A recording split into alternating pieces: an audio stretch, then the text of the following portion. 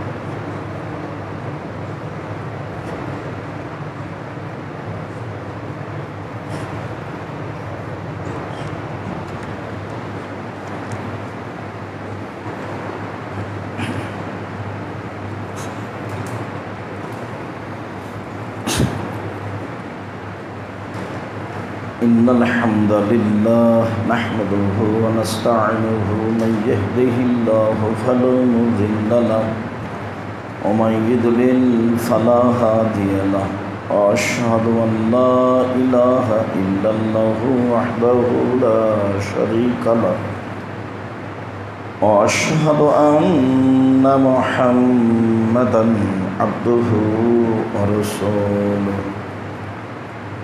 أما بعد فإن خير الحديث كتاب الله وخير الهدى هدى محمد صلى الله عليه وسلم وشر الأمور محدثاتها وكل محدثة بدعة وكل بدعة ضلالة وكل ضلالة في النار.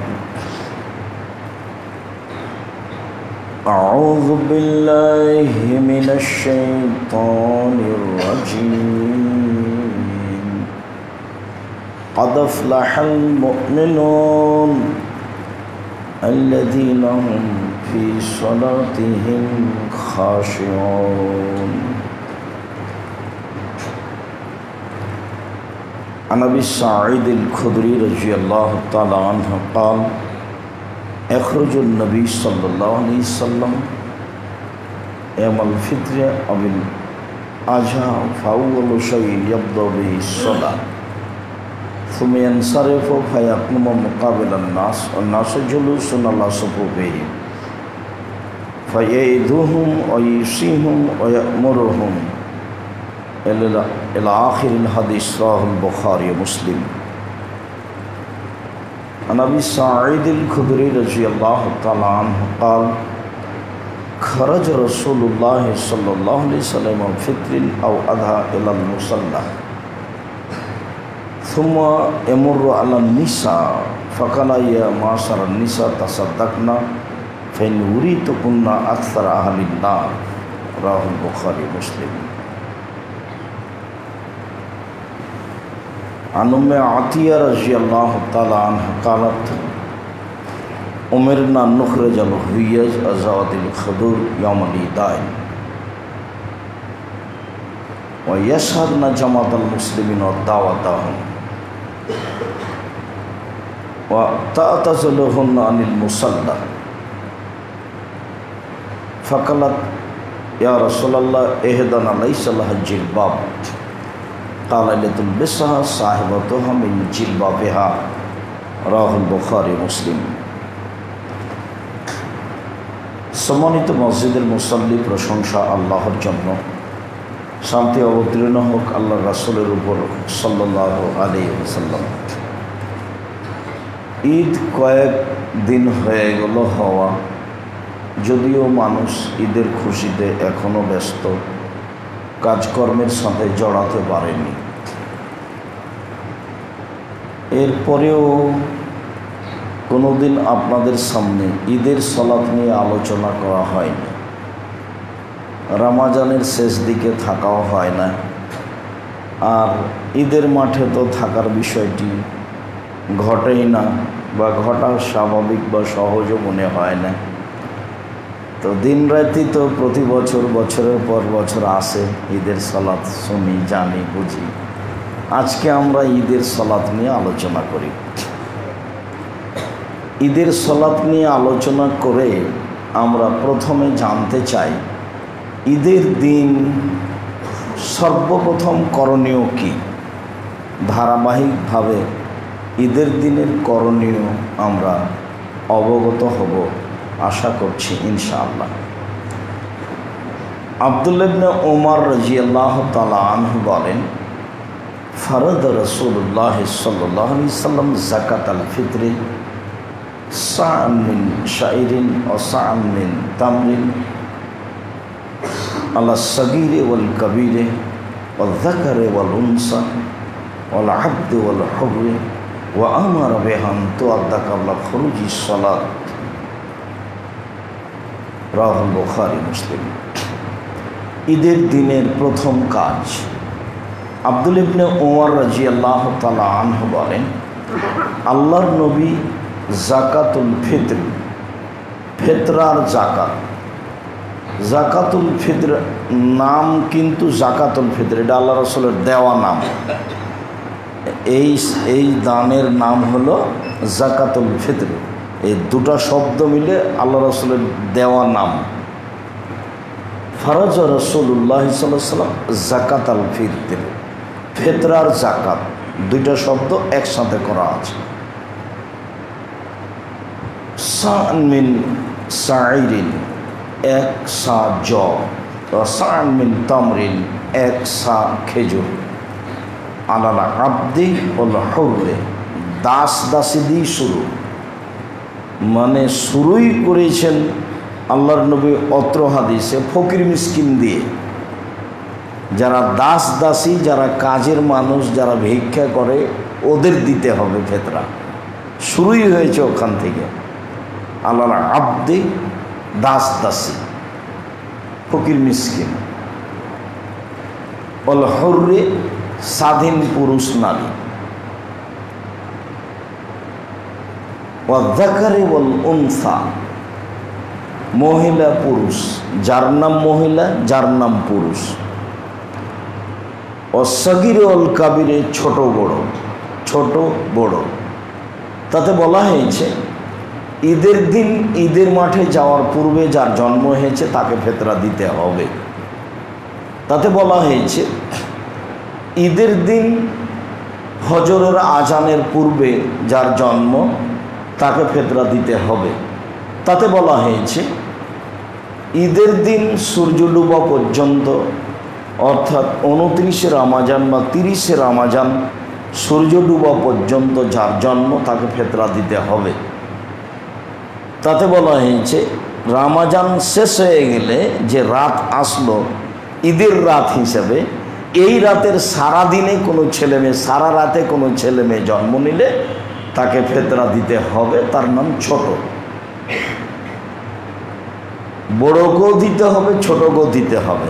তাহলে শুরু হলো দাস দাসী দিয়ে, কাজের মেয়ে দিয়ে, ফকির মিসকিন দিয়ে, তারপরে হলো স্বাধীন, যারা স্বাধীন পুরুষ নারী, তারপরে হলো পুরুষ নারী, তারপরে হলো ছোট বড়, মিনাল মুসলিমিন, যার নাম মুসলিম, মুসলিম পরিবারে যার জন্ম।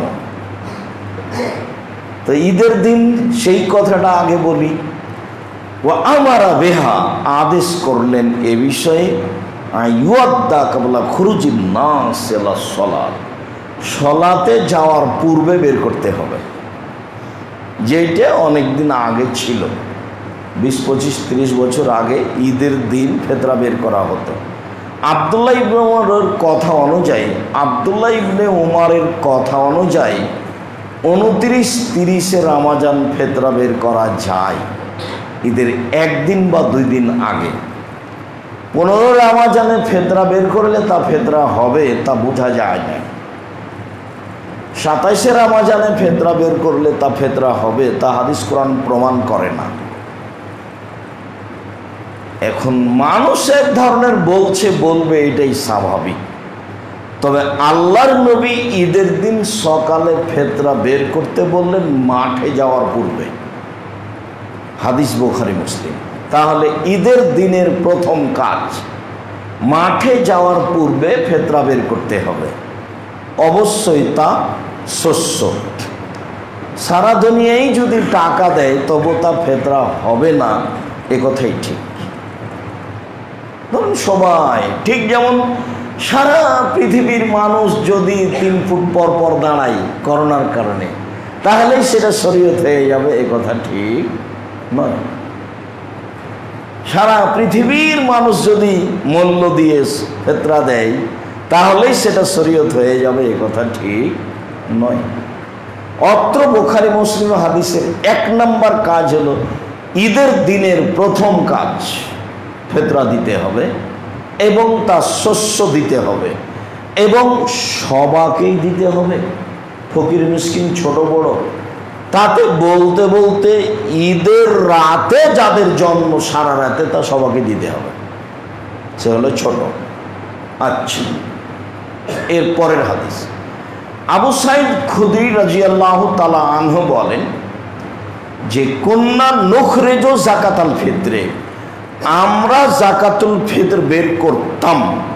তাহলে সাহাবীদের দেওয়া নাম, রাসূলের দেওয়া নাম, এর নাম হলো যাকাতুল ফিতর।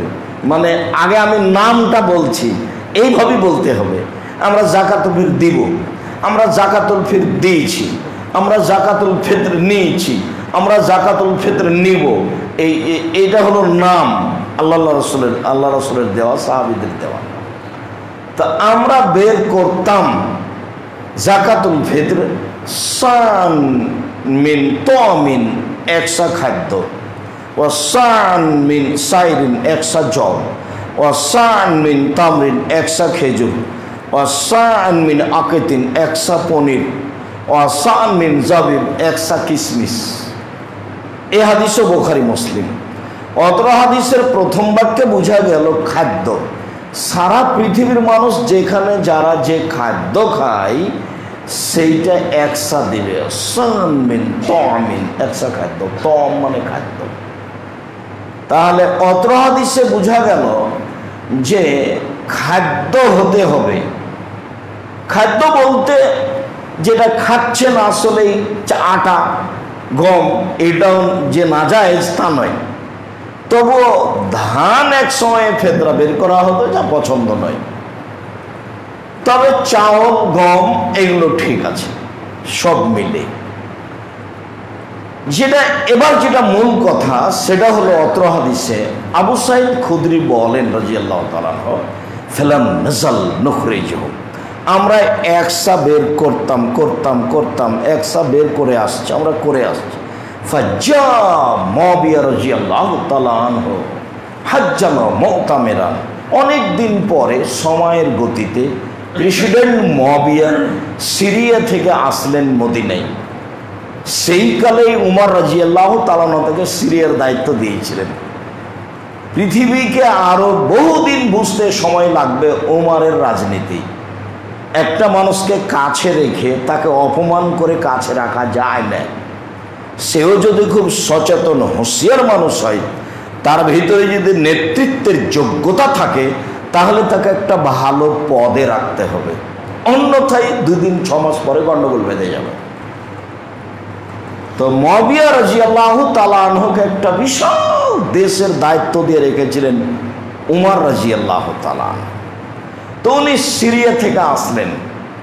ফাকাল্লামান নাস আলাল মিম্বারে, সিরিয়া থেকে এসে তিনি একদিন জুমার খুতবা দিলেন বা মিম্বারে উঠে বক্তব্য দিলেন।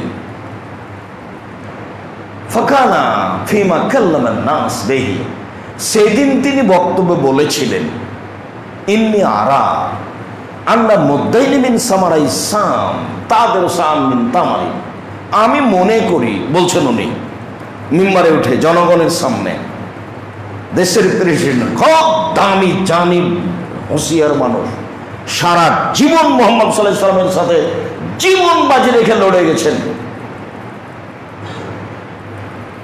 তার মুহাম্মদ সাল্লাল্লাহু আলাইহি ওয়াসাল্লামের বিরুদ্ধে লড়তে তার সরিষার সমপরিমাণ দুর্বলতা ছিল না। সে নেতৃত্ব দিয়ে সারা আরব ভূখণ্ডের মানুষজনকে নিয়ে, কুরাইশ বংশের সব লোককে নিয়ে সর্বশক্তি ব্যবহার করে মুহাম্মদ সাল্লাল্লাহু আলাইহি ওয়াসাল্লামের বিরুদ্ধে জীবন বাজি রেখে যিনি লড়ে গেছেন, তিনি হলেন মুআবিয়া রাদিয়াল্লাহু তাআলা আনহু। এক পর্যায়ে মুআবিয়া রাদিয়াল্লাহু তাআলা ইসলাম গ্রহণ করলেন। ইসলাম গ্রহণ করলে সে কি করেছে এটা আর বিবেচনা হয় না। রাসূল সাল্লাল্লাহু আলাইহি ওয়াসাল্লাম তাকে কোনোদিন কিছু বলেননি। তারই বংশের মানুষ, তিনি সচেতন মানুষ।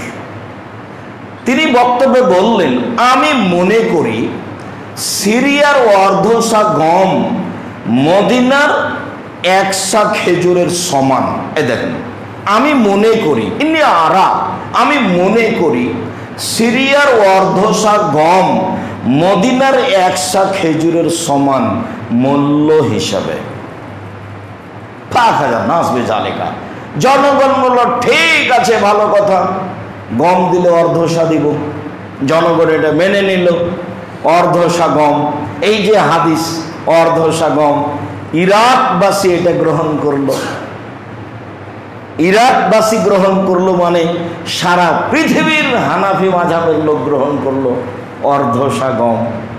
অর্ধশা গমের মূল্য যা হয়, যেহেতু ইমাম আবু হানিফা রাহিমাহুল্লাহ ইরাকের মানুষ, কাজে ইরাকের সাই প্রযোজ্য হলো, সাত পরিমাপ। মদিনা থেকে একটা পাত্র নিয়ে এসে মাপলে, এখানে মাপলে চাউল 2 কেজি 400 গ্রাম ধরতে পারে, যা আকরামুজ্জামান বিন আব্দুস সালাম বলেন। 2.5 কেজি ধরতে পারে, যা আমরা সাধারণত বলে থাকি। 2.5 কেজির বেশিও কিছু হতে পারে, যা আরও কিছু আলেম ওলামা বলেন। আবার ইরাক থেকে কিনে নিয়ে এসে মাপলে 3.5 কেজি ধরবে। তাহলে এখন আপনি কোন ধরবেন? তা আপনি তো হাদিসের সাথে ভালোবাসা লোক, কাজেই আপনার মদিনার সায়ের মাপ যেটা সেটা আপনার। আর যারা আমরা মাযহাব মানি তাদের জন্য ইরাক। তো যেহেতু আমরা মাযহাব মানি, কাজে আমাদের জন্য ইরাক। ইরাকের এখন আমাদের হবে 2.25 কেজি। তাহলে মূল্য হিসাবে 2.25 কেজি শস্যের দাম যা হয় তাই তাদের খেতে না, 15 টাকা হোক আর 20 টাকা হোক, সহজ পথ। জনগণ মেনে নিল। আবু সাঈদ খুদরি রাদিয়াল্লাহু তাআলা বললেন, ফালা নাযাল মুখরিজুহু কামা কুনতু উখরিজুহু ফি আহাদিন নবী সাল্লাল্লাহু আলাইহি সাল্লাম আবাদান মা ইসত। আমি আবু সাঈদ খুদরি যেভাবে রাসূলের যুগে ফিতরা বের করতাম, আমার হায়াতে বেঁচে থাকাকালীন সর্বদা এক সাই ফিতরা বের করব। রাসূলের যুগে যা করতাম তাই করব, মা ইসত, যতদিন দেহে শ্বাস আছে। তার মানে পরিবেশকে উনি উল্টাতে চাচ্ছেন। কেন অর্ধশা গ্রহণ করব? রাসূলের যুগে তো তা ছিল না। মা ইসত, যতদিন বেঁচে থাকবো ততদিন এক সাই বের করব। এই ঘোষণা জোরালোভাবে আবু সাঈদ খুদরি রাদিয়াল্লাহু তাআলা দিলেন। ইনিও খুব দামি সাহাবী, চিরদিন রাসূলের সাথে থেকেছেন এবং খুব হুঁশিয়ার সচেতন মানুষ। কিলা লাহু, তাকে বলা হলো আওয়া কামহাইনামি আওয়া মুদাইনামিন কামহিন, কেন অর্ধশা গম দিলে হবে না? এটা তাকে জিজ্ঞাসা।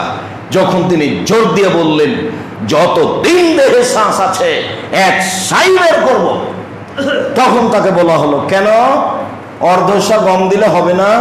এবার তিনি উত্তর দিচ্ছেন, তিলকা কিমাত মবিয়া, এইটা হলো মবের মূল্য হিসাব। এইটা হলো মবিয়ার মূল্য হিসাব। অর্ধেক সা গমের দাম যা, মদিনার 1 সা খেজুরের দাম তাই। অতএব মদিনার 1 সা খেজুরের দাম হিসাব করলে অর্ধশা গমই দেওয়া লাগে ইরাকের। কেন মবের এটা হিসাব করা হবে না? আরে এইটা তো মবিয়ার মূল্য হিসাব। লাখ ভালোহা ওলা ভালোহা, না জীবনে মানবো না জীবনে করব, না জীবনে মানবো না জীবনে করব। একবারে দৃঢ়ভাবে ঘোষণা দিলেন আবু সাঈদ খুদরি রাদিয়াল্লাহু তাআলা। যারা মুহাম্মদ সাল্লাল্লাহু আলাইহি সাল্লামকে ভালোবাসে, আবু সাঈদ খুদরির গতিকে তারা শক্তভাবে গ্রহণ করলেন। তারাই হলো পৃথিবীতে সালাফি মানুষ বা আহলে হাদিস মানুষ। আহলে হাদিস মানে যেখানে যারা কোরআন এবং সহিহ হাদিস মেনে চলে, মানুষের মতামতকে বাদ দিয়ে, সে শহরে হোক আর জঙ্গলে হোক, সে এত শক্ত যে ফাঁসির মঞ্চে যাবে কিন্তু হাত নিচে বাঁধবে না। সে এত শক্ত যে ফাঁসির মঞ্চে যাবে কিন্তু আমিন জোরেই বলবে, চুপে বলবে না। ওর দেহের সাথে এমনভাবে শক্ত হয়ে হাদিস লেগে আছে। এরপরে আবু সাঈদ খুদরির গতি যে এটা মবিয়ার মূল্য হিসাব, না আমি তার কথা গ্রহণ করব না আমি তার কথা মানব, যতদিন দেহে শ্বাস আছে। এর নাম আহলে হাদিস। এখন মানুষ চাকরি বাকরির সুবাদে চট্টগ্রাম গেল, কোথায় কোথায় গেল, আরও 5 যা করছে ওইও করছে, বলছে কি দরকার ওই ঝামেলা, টাকা ইনকাম করবো, খাবো, থাকবো। মানুষ ওইভাবে আর চলতে চায় না বা চলতে পারে না। সম্মানিত মসজিদের দিনী ভাই বোন, এই হলো মূল্য হিসাব। তাহলে এখন আমরা এক কাজ করি, 1 সা খেজুরের মূল্য যা হয় ওতে যা গম আছে তাই দিই। একবার যদি আপনার পা পিছলে যায় তাহলে আপনি বিপদে পড়ে যাবেন। কেউ যদি বলে আচ্ছা মুআবিয়ার মূল্য হিসাব যদি ধরা যায় জি হয়, তো আমরা এক কাজ করি না, 100 খেজুর 2.5 কেজি খেজুর ভালো মানের, ওর দাম যা, ওটা দিয়ে গম কিনে দিই, তাহলে 5-6 কেজি গম দেওয়া হবে। মানে একবার শরীয়তের মাপ ছেড়ে দিলে বিপদে পড়ে যেতে হবে। ঈদের দিনের প্রথম কাজ ফিতরা বের করা, তা হতে হবে 100 অবশ্যই কিয়ামত পর্যন্ত, একবারে শক্তভাবে। কেউ যদি না থাকে পৃথিবীতে, আপনি একাই থাকবেন, এটা হলো হাদিসের গতি। সম্মানিত দিনী ভাই বোন, ঈদের দিনের দ্বিতীয় কাজ গোসল করা। আলী রাদিয়াল্লাহু তাআলা আনহুকে বলা হয়েছিল গোসল সম্পর্কে, তিনি বললেন উত্তম আরাফার দিন গোসল করা, জুমার দিন গোসল করা, ঈদুল ফিতরে গোসল করা, ঈদুল আজহাতে গোসল করা। ঈদের দিনের তৃতীয় কাজ পায়ে হেঁটে ঈদের মাঠে যাওয়া। আব্দুল্লাহ ইবনে উমর রাদিয়াল্লাহু তাআলা আনহু বলেন ইয়াখরুজু রাসূলুল্লাহ সাল্লাল্লাহু আলাইহি ওয়াসাল্লাম মাশিয়ান আলাল মুসাল্লা ইয়ারজিউ মাসিয়ান। আল্লাহর নবী পায়ে হেঁটে ঈদের মাঠে যেতেন, পায়ে হেঁটে ঈদের মাঠ থেকে ফিরে আসতেন, পায়ে হেঁটে ঈদের মাঠে যেতেন, পায়ে হেঁটে ঈদের মাঠ থেকে ফিরে আসতেন। ঈদের দিনের চতুর্থ কাজ যে রাস্তা দিয়ে যাওয়া তার বিপরীত রাস্তা দিয়ে আসা। আনাস রাদিয়াল্লাহু তাআলা আনহু বলেন কানা নবী সাল্লাল্লাহু আলাইহি সাল্লাম ইযা কানা ঈদান খালাফাত তরিকা, ঈদ হলেই আল্লাহ রাসূল রাস্তা বিপরীত করতেন, একটা যাওয়া একটা আসা, একটা যাওয়া একটা আসা।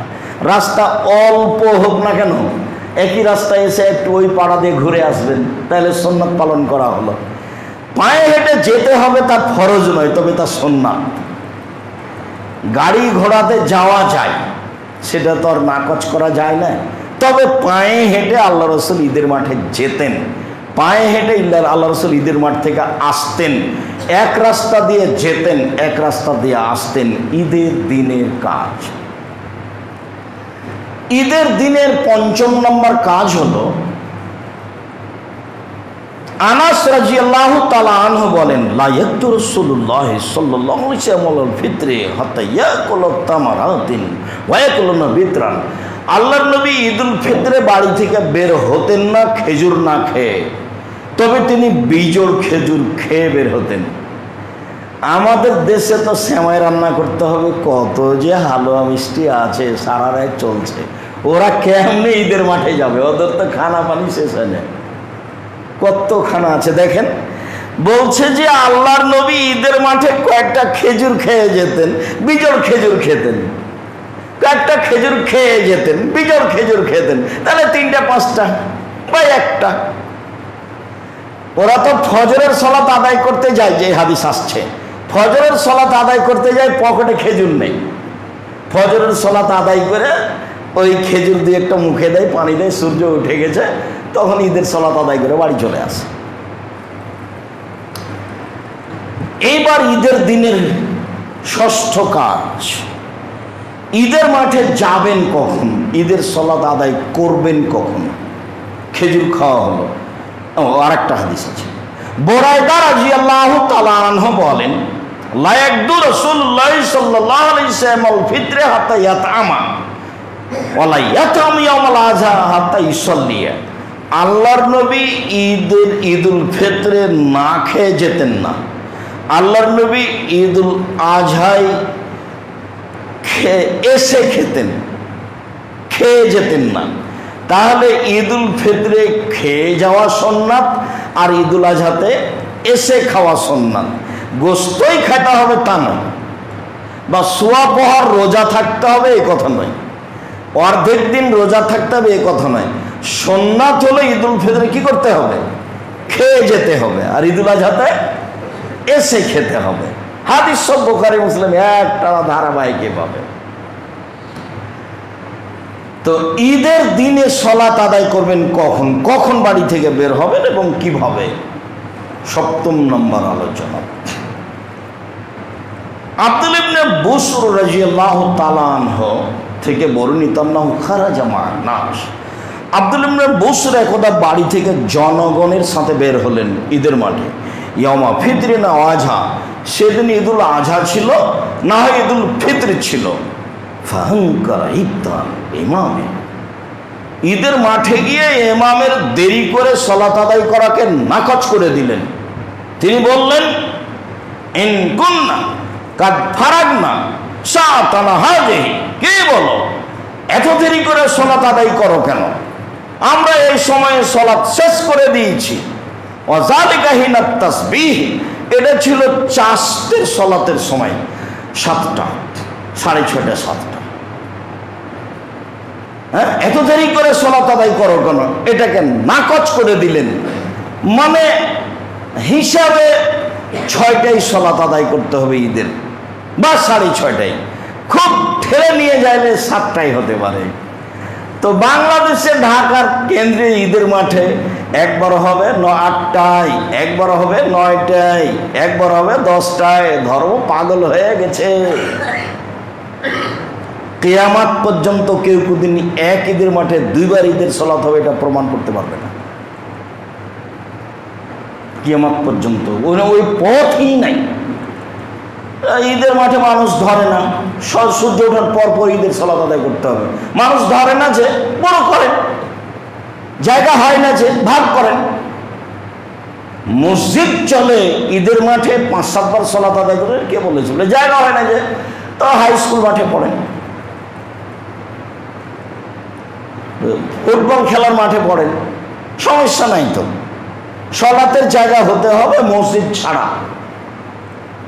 নাহলে স্টেডিয়ামে পড়েন, বড় জায়গা, আর ওখানে নদীর পাশে গিয়ে পড়েন, নাহলে রাস্তাতে পড়েন, রাস্তার ধারে যেগুলো বড় রাস্তাঘাট। মানে ঈদের সালাত একবারই হতে হবে এক মাঠে, 2বার হওয়ার কোনো প্রমাণ করা যাবে না। 8টাতে তো প্রশ্নই আসে না, 9টাতে তো প্রশ্নই আসে না, 10টাতে তো প্রশ্নই আসে না। এরপরে ঈদের মাঠে যাওয়ার জন্য বের হবো কিভাবে? ইবনে শিহাব জোহরি রাদিয়াল্লাহু তাআলা আনহু বলেন যে কানান নাস ইখরুজুনা ইয়াউমাল ঈদ ওয়া ইকাব্বিরুনা হিনা ইখরুজুনা মিন মানাজিলিহিম।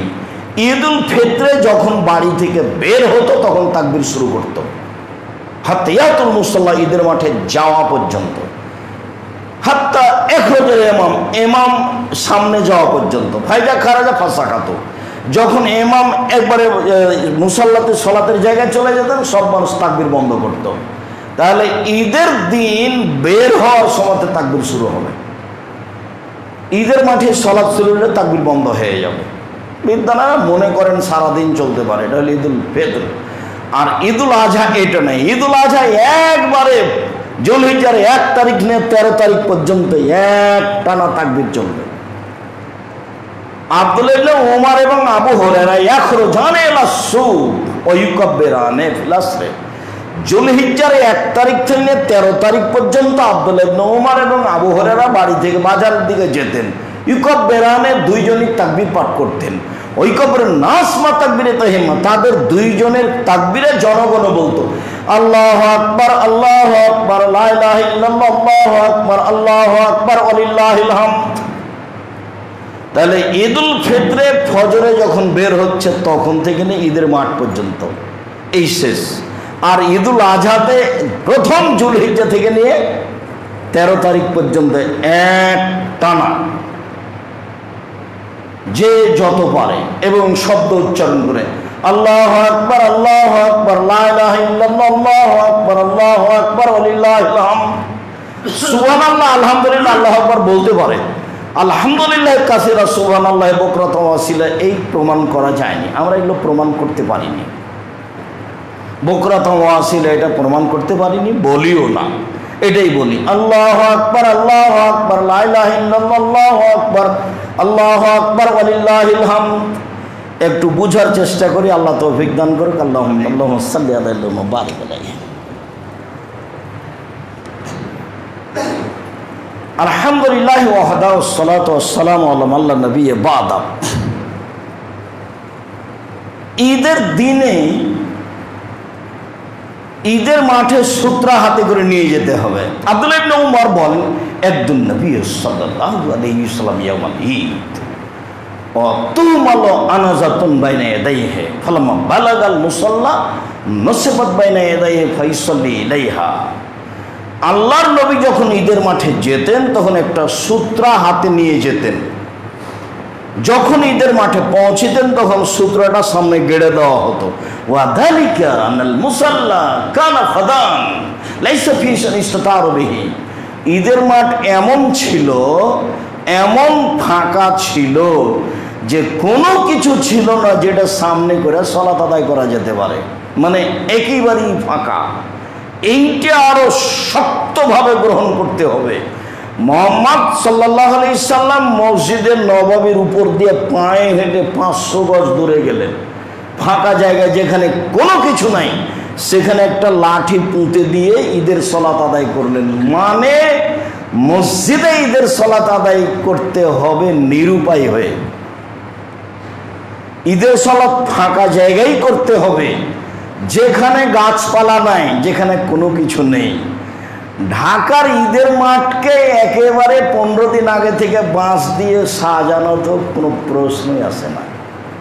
ঈদের মাঠকে বাসর ঘরের মতো করে সাজানো তো কোনো প্রশ্নই আসে না। মনে হচ্ছে যে আস্ত বাসর ঘর, মনে হচ্ছে একবারে নগদ বাসর ঘর। ধর্ম এরকম নয়। আমি যে বলছি, যেভাবে বলছি, আমি মানুষ, ভুলের ঊর্ধ্বে না, তবে এর ভিতরে সরিষা ঢোকানো যাবে না, কাঁটা ঢোকানো যাবে না, তুলাদণ্ড এবারে মাপলে 19-20 হবে না, এভাবেই থাকবে। ঈদের সালাত ফাঁকা জায়গায় হতে হবে, সেখানে কোনো কিছুই থাকবে না, সেখানে ঘেরা তো দূরের কথা, এমনকি ঈদের মাঠের দখল হিসাবে প্রাচীর দেওয়াতে আপত্তি আছে। কেউ কেউ বলেছে এটা ঈদের মাঠ দখলের জন্য প্রাচীর দেওয়া থাক, সেখানে মেহরাব তো বহু দূরের কথা, সেখানে ইমামের জায়গা মিম্বার বানানো তো বহু দূরের কথা, সেখানে রশি দিয়ে কাগজ টাগজ দিয়ে সাজানো বাসর ঘরের মধ্যে তো বহু দূরের কথা, সেখানে বৃষ্টি আসবে সেই জন্য বাঁশ টাঁস দিয়ে আপনার সামেনা তিরপাল দিয়ে বৃষ্টি আসলে কি হবে? স্কুল ঘরে গিয়ে পড়বো, নাহলে বাড়িতে গিয়ে পড়বো, নাহলে যেখানে জায়গা আছে ইন্ডাস্ট্রি যে ঘর আছে সেখানে গিয়ে পড়বো। শরীয়তকে উপেক্ষা করা যাবে না। ঈদের সালাত ফাঁকা জায়গায় হতে হবে, ঈদের মাঠে, এটাই সুন্নাত। যখন হলো না কোনো কাজে, যেখানে হবে সেখানে। ঈদের সালাত ফাঁকা জায়গায় হতে হবে। পৃথিবীর সবচেয়ে দামি মানুষ, পৃথিবীর দামি মসজিদে, যেই মসজিদে 2 রাকাত সালাত আদায় করলে অন্য মসজিদের চেয়ে 1000 গুণ বেশি নাকি হবে, সেই মসজিদের উপরে পায়ে পাড়া দিয়ে হেঁটে চলে গেলেন 500 গজ দূরে। এটা তো অনেক দামি জায়গা, আমি মনে হয় বুঝাতে পারি না। ওটা মসজিদে নববী, যেই মসজিদে উনি পা দিয়ে হেঁটে চলে যাচ্ছেন সেটা কি? সেটা মসজিদে নববী, ওখানেই থাকেন। সেই মসজিদের উপর দিয়ে হেঁটে চলে গেলেন, 500 গজ দূরে গিয়ে ঈদের সালাত আদায় করলেন ফাঁকা জায়গা, যেখানে কোনো কিছুই ছিল না, যার কারণে একটা লাঠি নিয়ে গিয়ে মাঠে গেড়ে দেওয়া হয়েছে। সেখানে কি করে মেহরাব হতে পারে, সেখানে কি করে মিম্বার হতে পারে, সেখানে কি করে বাঁশ দিয়ে সাজানো হতে পারে, সেখানে কিভাবে বাসর ঘর হতে পারে, সেখানে পটকাবাজি খেলাধুলা কিভাবে হতে পারে? ধর্ম এমন নয়।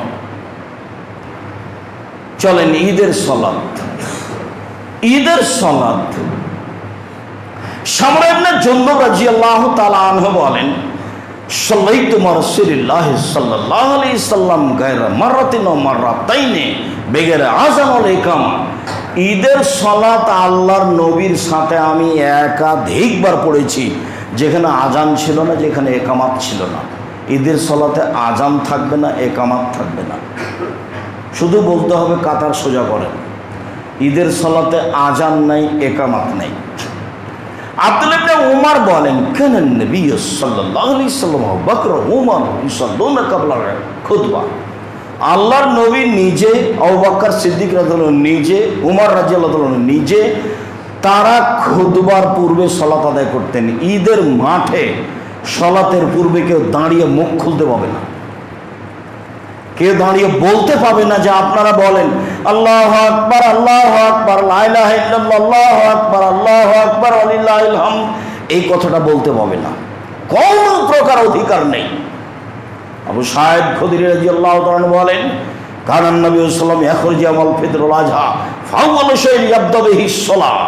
আল্লাহর নবী ঈদের মাঠে গিয়ে প্রথম যে কাজ করতেন সেটা হলো সালাত। অতএব চেয়ারম্যানের বক্তব্য, মেম্বারের বক্তব্য, নেতাদের বক্তব্য প্রশ্নে আসে না। তো ইমাম সাহেবকে দুর্বল পাচ্ছে, সেই জন্য আমাকে একদিন নিয়ে যায়।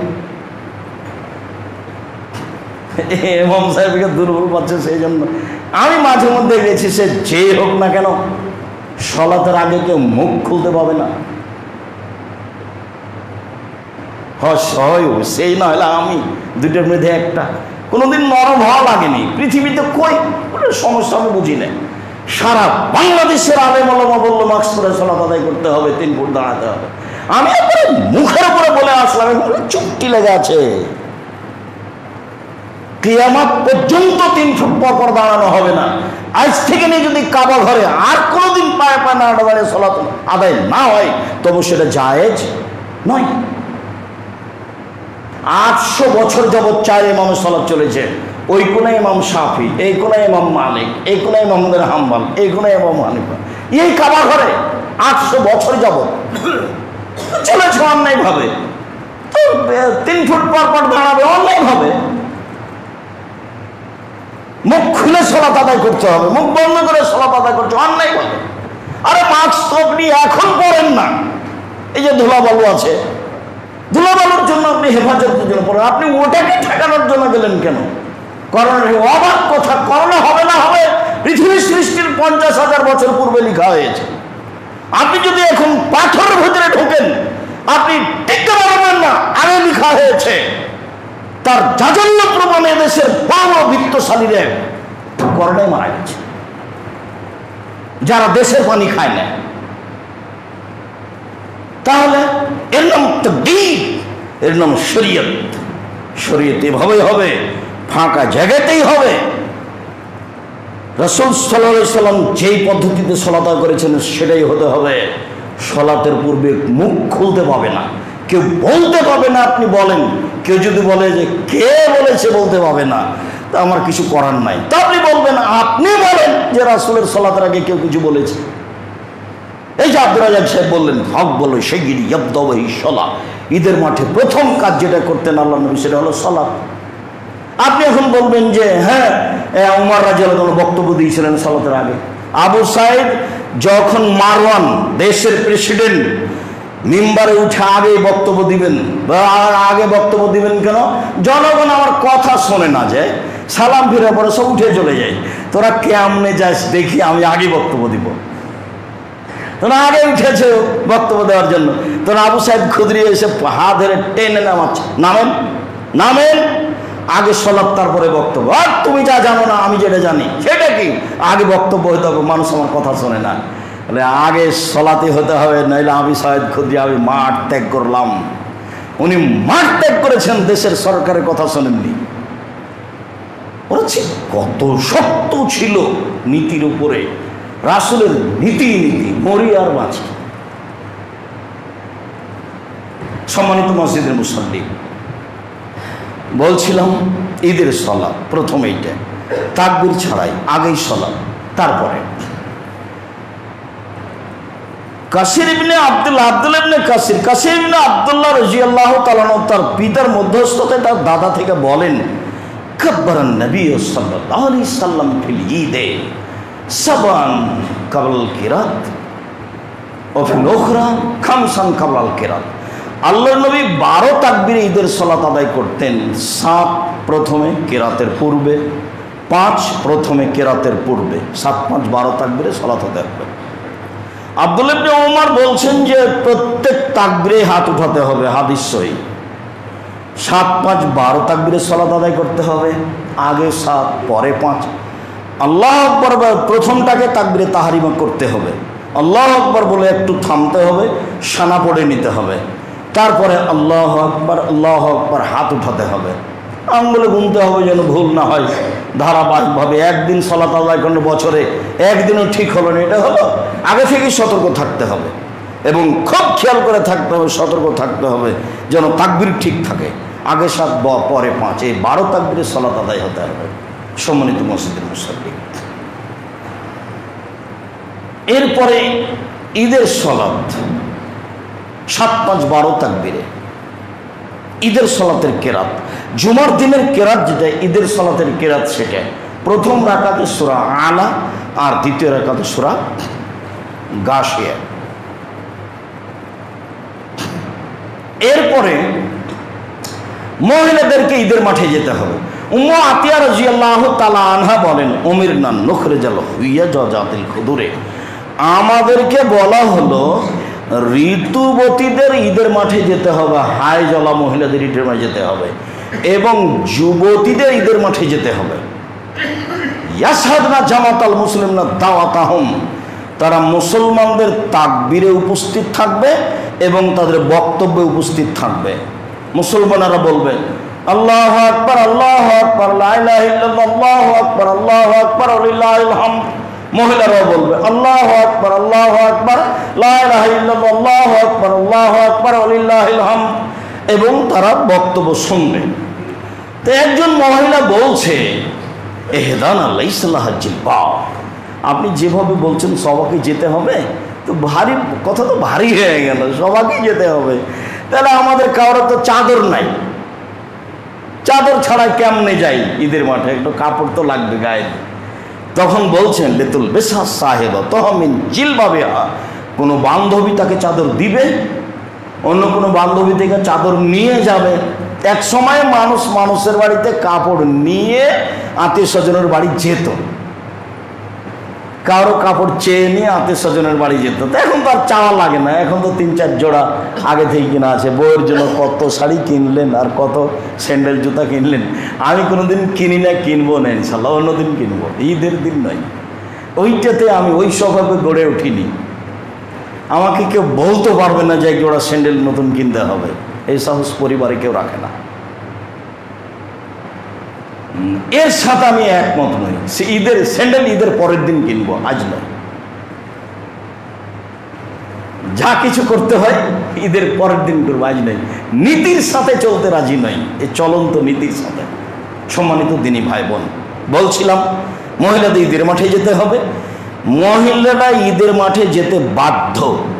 জুমা মসজিদে আসা ভালো, 5 ওয়াক্ত বাড়িতে ভালো। 3টা কথা, মহিলাদের 5 ওয়াক্ত বাড়িতে ভালো, জুমা মসজিদে আসা ভালো, ঈদের মাঠে যেতে বাধ্য। 3 রকম হুকুম। মহিলাদের 5 ওয়াক্ত সালাত বাড়িতে ভালো, জুমার দিন আসা ভালো, ঈদের মাঠে যেতে বাধ্য, যেতেই হবে যে কোনো মূল্যে। জায়গা না থাকলে ভিন্ন জায়গায় দাঁড়িয়ে থাকবে, বসে থাকবে, ঈদের মাঠে যেতেই হবে মহিলাদেরকে।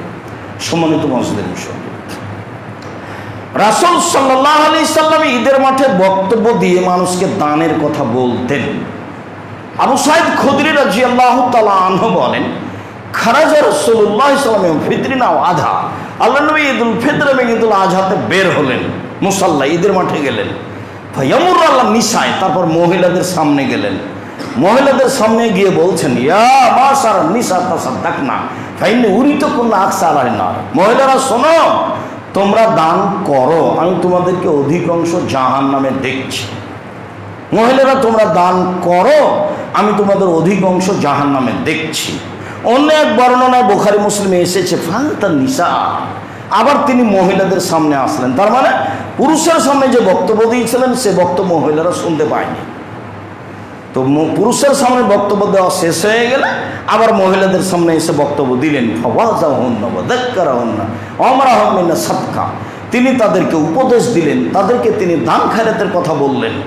তো বেলাল রাদিয়াল্লাহু আনহু বলছেন, দেখলাম আমি তাদের, ফারাইতুহুন্না, আমি তাদের দেখলাম, ফাইহুবিনা ইলা আদানিহিন্না ওয়া হুলুকিহিন্না ওয়া ইয়াদফানা ইলা বেলালিন, তারা হাতটা কানের দিকে নিয়ে যাচ্ছে, গলার দিকে নিয়ে যাচ্ছে, আর কানে এবং গলাতে যা কিছু আছে খুলে বেলাল রাদিয়াল্লাহু তাআলার দিকে ছুঁড়ে মারছে, আর বেলাল রাদিয়াল্লাহু তাআলা সেগুলো উঠিয়ে নিচ্ছে। এটা বুখারী মুসলিম বাস্তব নকল করছে আপনার সামনে, বাস্তবতা ঈদের মাঠে। মহিলারা তাদের কানে হাত দিচ্ছে, গলায় হাত লাগাচ্ছে এবং খুলে দিচ্ছে। মহিলাদের কানের গয়না যা কিছু আছে, গায়ের শরীরের গয়না, এরকম সময় দান করে দেয় উত্তম, যা হাদিসে বোঝা যায়। সম্মানিত মসজিদের মুসল্লি, ঈদের সালাতের শেষে চলে আসলাম। ঈদের সালাতের শেষে সবাই মিলে হাত তুলে দোয়া করতে হবে এমনটা বোঝা যায় না। বক্তব্য হতে হবে একটাই, দুইটা নয়, একটা না। বক্তব্য শেষ হয়ে যাবে, তারপরে বক্তব্য শেষে দোয়া পড়ে বৈঠক শেষ করতে হবে, দোয়া শেষ করতে হবে, তারপরে মানুষ চলে যাবে স্ব স্থানে। যদি ঈদুল আজহা হয় তাহলে তো তাকবীর চলতেই থাকবে, আর ঈদুল ফিতর হলে আর তাকবীর লাগবে না। যদিও অনেকে বলতে চেয়েছে যে সারাদিন তাকবীর চলে সেদিন, তবে হাদিসে যা বোঝা যাচ্ছে আশা এবং সলাৎ পর্যন্ত তাকবীর শেষ। আর ঈদুল আজহাতে চলবে 1 তারিখ থেকে না 13 তারিখ পর্যন্ত। ঈদের সলাতের উল্লেখযোগ্য আলোচনা, ঈদের সলাতের উল্লেখযোগ্য আলোচনা হলো ঈদের দিনই ফেতরা বের করতে হবে, শস্য দিয়ে ফেতরা বের করতে হবে, পায়ে হেঁটে ঈদের মাঠে যাওয়া ভালো, ঈদুল ফিতরে খেয়ে যেতে হবে, ঈদুল আজহাতে এসে খেতে হবে। খুব সকালে সকালে গিয়ে 6টা 6:30টায় ঈদের সালাত আদায় করতে হবে, তাকবীর সহ বের হতে হবে। ঈদের মাঠে প্রথমে গিয়ে সালাত আদায় করতে হবে, 12 তাকবীরে সালাত আদায় করতে হবে, আগেই ঈদের সালাত হবে, পরে বক্তব্য। উল্লেখ্য যে আব্দুল্লাহ ইবনে আব্বাস বলেন সাল্লাল্লাহু রাসূলুল্লাহি সাল্লাম রাকাতান ফিল ঈদ, আল্লাহর নবী ঈদের মাঠে মাত্র 2 রাকাত সালাত আদায় করেন, লা ইসাল্লি কাবলাহুমা ওয়া লা ইসাল্লি বাদাহুমা। এই 2 রাকাতের আগেও কিছু পড়েননি, পরেও কিছু পড়েননি, আগেও নয় পরেও নয়, ঈদের মাঠে গিয়ে বসে থাকতে হবে। কারণবশত যদি সালাত মসজিদে হয় তখন কি হবে? কারণবশত যদি মসজিদে সালাত হয় তাহলে 2 রাকাত পড়তেই হবে। ওটা তো আসলে সালাত হিসাবে নয়, ওটা আমি বসতে পাবো না, আমাকে অনুমতি নিতে হবে, সেই জন্য। তো অনুমতি কি আমি বলবো যে আপনার ঘরে বসতে চাচ্ছি, অনুমতি দেন? তো এটা পথ নেই, পথই হলো এই যে 2 রাকাত সালাত আদায় করে তখন অনুমতি হয়ে গেছে। তো মসজিদে এসে বসলে 2 রাকাত সালাত আদায় করতে হবে, মসজিদে ঈদের সালাত হলে 2 রাকাত সালাত আদায় করতে হবে, 7-5-12 তাকবীরে সালাত হতে হবে। সালাতের পরে বক্তব্য হবে, সেখানে দানের কথা উল্লেখ থাকবে, মহিলাদের জন্য বিশেষভাবে দানের কথা উল্লেখ থাকতে হবে। ঈদের সালাত ফাঁকা জায়গায় হতে হবে, যে কোনো মূল্যে হতেই হবে, ফাঁকা জায়গাতেই হতে হবে। ঈদের সালাত কোনো সাজানো যাবে না, কোনোভাবেই সাজানো যাবে না। ঈদের মাঠে মেহরাব হবে না, ঈদের মাঠে মিম্বার হবে না। সম্বন্ধের মসজিদের মুসল্লি, আমরা আজকে আপনাদের সামনে ঈদের সালাত সম্পর্কে সংক্ষিপ্ত বিবরণ পেশ করলাম। আশা করছি আমরা বুঝেছি। অনলাইনে যারা আমাদের সাথে আছেন আমরা সবাইকে বিষয়টি বোঝার জন্য অনুরোধ জানাচ্ছি। সাথে সাথে সময়ের গতিতে আমরা যারা অবগত হব তাদেরকে ঈদের সালাত সম্পর্কে রাসূল সাল্লাল্লাহু আলাইহি ওয়াসাল্লামের বাস্তবতা, আমি যেগুলো বললাম আপনি বাড়ি থেকে বের গিয়ে হয় একটা বাংলা মেসকাত দেখেন, বাংলা বুখারী দেখেন, এইভাবে দেখতে পাবেন। এইভাবে ঈদের সালাত আদায় করার জন্য আন্তরিকভাবে অনুরোধ জানাচ্ছি। সম্মানিত মসজিদের মুসল্লি, সবসময় যেটা বলে থাকি সেটা আমি না বললে অন্তত আপনাকে এতটুকু বলি, অনুরোধ জানাই যে আপনি জামিয়া সালাফিয়ার আল ইতিসাম পত্রিকাটা পড়তে শিখুন। আপনাকে আমি খুব ভালোবাসি, দীর্ঘদিন থেকে আমি আপনার সামনে জুমার খুতবা দিয়ে আসছি, কাজে আপনার সাথে আমার আন্তরিকতার কোনো অভাব নেই। আপনি কোনো সময় যদি আন্তরিকতার অভাব দেখান সেটা আপনার ব্যাপার, তবে আপনার সাথে আমার কোনো লেনদেনেরও সমস্যা নেই। আর আমি কোরআন হাদিস কোনোদিন কোনো কিছুর আশ্রয় নিয়ে বলি না। কাজেই যদি আপনার ভিতরে সংকীর্ণতা থাকে তাহলে এটা আপনারই দুর্বলতা। আর আমি কোনোদিন হিংসা নিয়ে কাজ করিনি, আমাকে করা লাগে না, কেননা আমার জীবনে আমাকে পিছন দিকে দেখা লাগে না সে আমাকে কি বলছে কি করছে। আলহামদুলিল্লাহ, সে মর্মে আপনাকে আমি খুব ভালোবাসি। সেই মর্মে বলি, আমার একটা অনুরোধ রক্ষা করবেন, সবাই আল ইতিসাম পত্রিকা পড়বেন।